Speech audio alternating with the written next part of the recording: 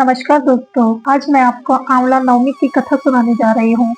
तो चलिए शुरू करते हैं। एक राजा था, उसका प्रण था कि वह रोज 1.25 मन आंवले दान करके ही खाना खाता था। इससे उसका नाम आंवलिया राजा पड़ गया। एक दिन उसके बेटे बहू ने सोचा कि राजा इतने सारे आंवले रोजाना दान करता है, इस प्रकार तो एक दिन सारा खजाना ही खाली हो जाएगा। इसलिए बेटे ने राजा से कहा कि उसे इस तरह का दान बंद कर देना चाहिए। बेटे की बात सुनकर राजा को बहुत दुख हुआ और राजा रानी महल छोड़कर बियाबान जंगल में जाकर बैठ गए। राजा रानी आंवला दान नहीं कर पाए और प्रण के कारण कुछ नहीं खाया। जब भूखे प्यासे 7 दिन हो गए तब भगवान ने सोचा कि यदि मैंने इनका प्रण नहीं रखा और इनका सत्य नहीं रखा तो विश्वास चला जाएगा। इसलिए भगवान ने जंगल में ही महल, राज्य और बाग बगीचे सब बना दिए और ढेरों सारे आंवले के पेड़ लगा दिए।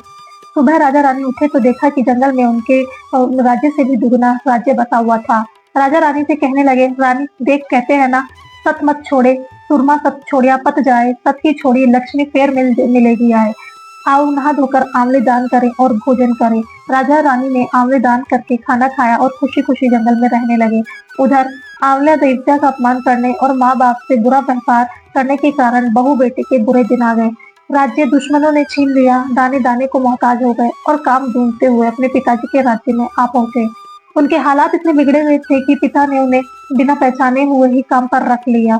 बेटे बहू सोच भी नहीं सकते थे कि उनके माता पिता इतने बड़े राज्य के मालिक भी हो सकते हैं, तो उन्होंने भी अपने माता पिता को नहीं पहचाना। एक दिन बहू ने सास के बाल गूंथते समय उसकी पीठ पर मस्सा देखा।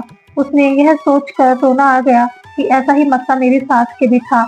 हमने यह सोचकर उन्हें आंवले दान करने से रोका कि हमारा धन नष्ट हो जाएगा। आज भी लोग न जाने कहाँ होंगे।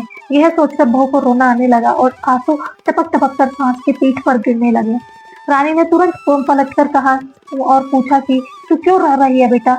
उसने बताया कि आपकी पीठ जैसा मस्सा मेरी सास की पीठ पर भी था। हमने उन्हें आंवले दान करने से मना कर दिया था, इसलिए वे घर छोड़कर चले गए। तब रानी ने उन्हें पहचान लिया, सारा हाल पूछा और अपना हाल बताया। अब बेटे बहू को समझाया कि दान करने से कभी धन नहीं कम होता बल्कि बढ़ता है। बेटे बहू भी अब सुख से राजा रानी के साथ रहने लगे। हे भगवान, राजा रानी का सत रखा वैसा सबका रखना, कहता ना सुनता ना, होकारा भरता ना, सबकी लाज रखना।